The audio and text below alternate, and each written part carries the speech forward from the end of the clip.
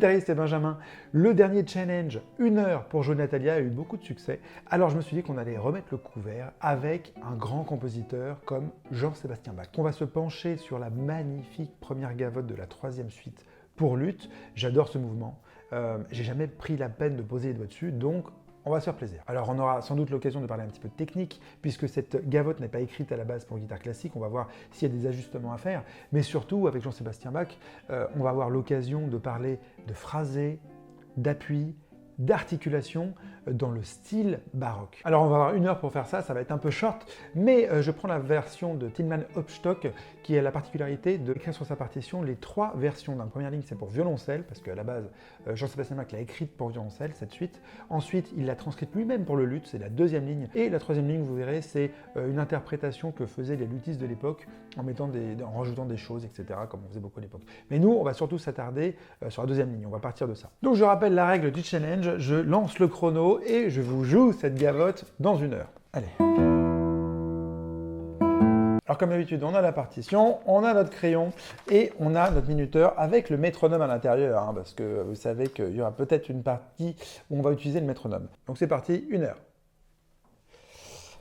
Alors, bon, ça fait 3 pages. Hop.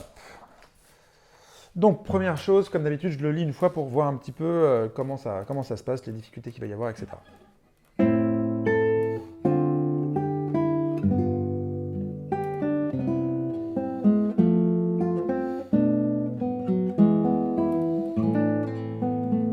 J'aime bien tout lire une fois, pas trop vite, pour me rendre compte des passages qui sont similaires ou quoi, parce qu'après, quand on va décider par exemple de mettre une articulation spécifique sur certains passages, eh ben, tout de suite le cerveau, il sait où c'est, et on va pouvoir gagner du temps. Donc on se familiarise une fois en le lisant en entier. Ok, bon écoutez, je pense qu'il n'y aura pas beaucoup de changements à faire sur les basses, etc. Comme c'est écrit pour le luth, il y en a qui ne sont pas faisables. Ce que je vais faire, c'est que je prends mon crayon et je mets les doigtés. Et là, pour les doigtés, je suis déjà en train de réfléchir un petit peu au phrasé, parce qu'il y a des accords qu'on va tenir avec des appuis, et il y en a qu'on va pas tenir. Je pense qu'il faut tenir les premiers temps. Là, on tient. Là, on tient pas forcément. Là, on tient. Par exemple, ceux-là, on n'est pas obligé de le faire les gâteaux. Ça sera pas ça. J'ai envie de le faire comme ça. Donc ça veut dire que cet accord-là, on peut le faire là-haut et pas forcément ici.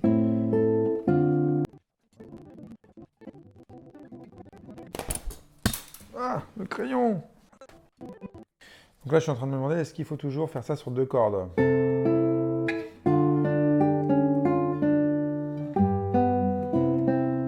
Ou est-ce qu'on peut faire un...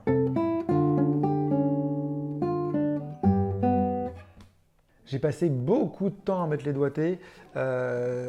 Écoutez, ça a quand même été utile parce que je pense qu'il y avait des grands choix à faire. Il faut savoir, est-ce qu'on fait résonner? Est-ce qu'on fait des choses sur 2 cordes, sur 1 corde? Est-ce qu'on pique certains accords? Donc ça, c'est un passage obligé. Souvent, c'est hyper négligé par des étudiants qui veulent aller un petit peu vite et on se retrouve avec la pièce qui commence à être montée, mais avec des problèmes toujours au même endroit parce que les doigtés n'ont pas été réfléchis. Okay, donc vous avez vu, j'ai passé jusqu'à 30 minutes à faire ça, ça a été très long, mais j'ai pas eu après à revenir dessus. Et les passages où je voyais que ça passait pas, je me disais pas que c'était à cause du doigté, quoi. J'ai réfléchi bien au doigté, donc j'avais juste à le travailler, à le travailler, à le travailler. Donc là, ici, je prends le parti de faire la 2e voix, de faire la note aiguë qui tient, et la 2e voix sur la 3e corde uniquement. Donc on a un peu de polyphonie. Donc j'ai fait à peu près la moitié, j'ai pris beaucoup de temps pour doigter. Et maintenant, je vais essayer vraiment d'exagérer et de prendre des décisions.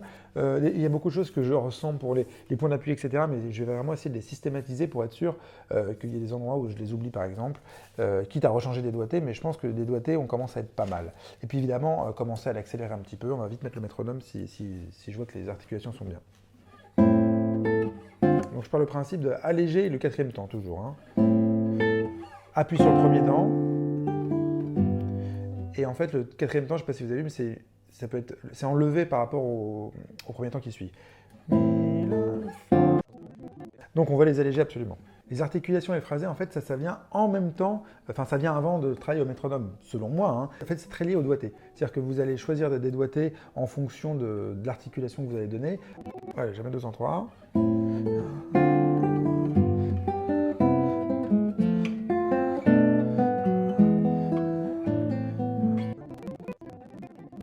Encore un petit coup pour bien sentir les appuis. J'ai vraiment veillé à ce que ça soit cohérent du début à la fin, que ce soit pour les articulations de la basse comme on a vu, que ce soit pour les liaisons. Je suis en train de me dire en travaillant ces appuis que même les basses, en fait, on va les faire différemment. Là, il met noir, silence à chaque fois, je pense de façon un peu systématique. Mais pour donner de l'appui à la guitare, ça va être sympa de faire résonner plus le premier temps. Et donc, on va essayer de faire blanche, noir, soupir. Donc, pour les basses, ça va faire ça. Blanche, noir pour le sol. Noir, blanche justement. Donc noir. Et la blanche. Noir. Et là on va laisser résonner. Donc ça par exemple je le vois ici, je vais essayer de l'appliquer aux autres endroits qui ressemblent. Parce que souvent avec Bach, on a les mêmes formules mélodiques qui sont reprises un peu partout. Et pour que ça soit intelligible et pour qu'on entende que c'est les mêmes formules mélodiques, il faut absolument avoir la même articulation quand on les joue. Pour la fin ça ressemble un petit peu par contre.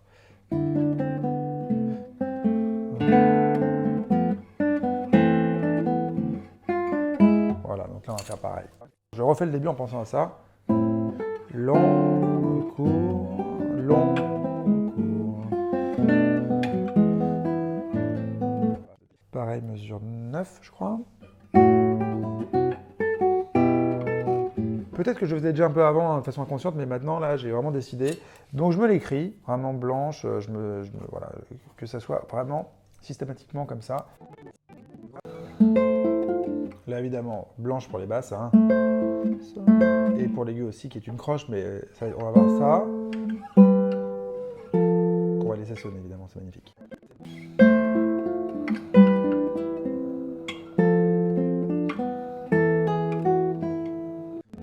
Ok, pour les articulations, ça commence à être pas mal. Maintenant, qu'est-ce que je vais faire? Je vais essayer de déterminer les moments, les grands crescendo, les grandes phrases, ce que je veux faire plus fort, etc.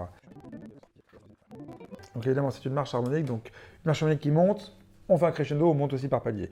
Première marche, deuxième marche, troisième marche,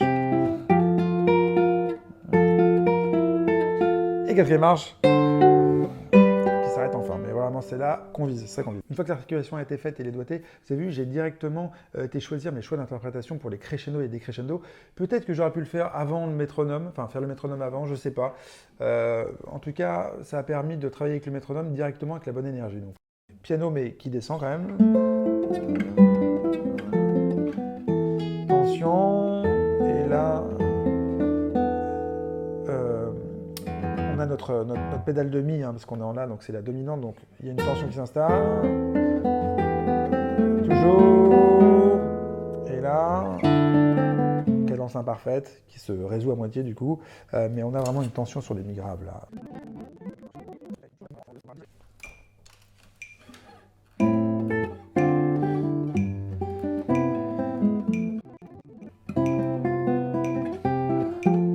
Ah, c'est là que j'ai pas.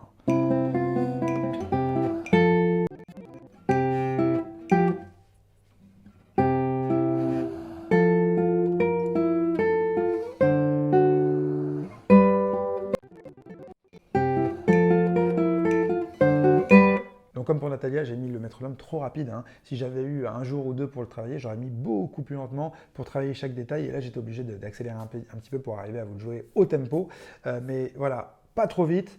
Et ensuite, vous avez vu, j'ai mis à 61 pour ceux qui vont le travailler. Et après, j'ai décidé de le jouer plus vite. Une fois que c'était bien à 61, j'ai pu jouer plus vite. Mais vraiment, il faut vraiment qu'il y ait cette étape intermédiaire, c'est hyper important. Parce que si ça passe pas à 61 à la blanche, ça passera pas à 80 à la blanche non plus. Hein.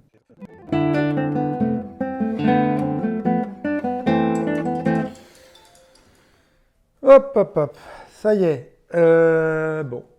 Ça va être le moment de vous le jouer. C'est parti, c'est parti. On pose le téléphone.